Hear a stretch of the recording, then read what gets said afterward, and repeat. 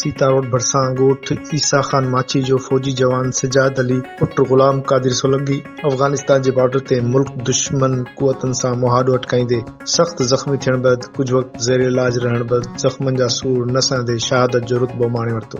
जाम शहादत माणींदड़ नौजवान तक़रीबन 12 साल अॻु सिपाही तौर फौज में भर्ती थियो।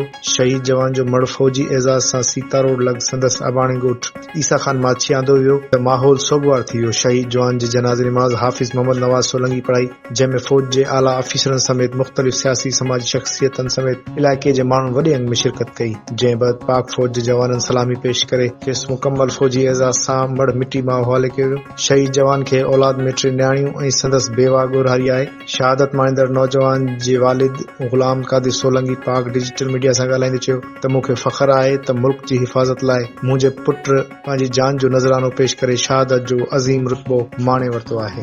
नाज़रीन, असां हिन वक़्तु मौजूदु आहियूं सीता रोड लॻे ॻोठ ईसा खान सोलंकीअ में। ॻोठ ईसा खान सोलंकीअ जो बहादुर फौजी जवान 2 महीना अॻु अफ़गान बॉर्डर ते मुल्क दुश्मन क़ुवतनि सां जेको आहे विढ़ंदे शदीद ज़ख़्मी थी पियो हो, जेको 2 महीननि खां वठी रावलपिंडी हॉस्पिटल में ज़ेर इलाज हुयो।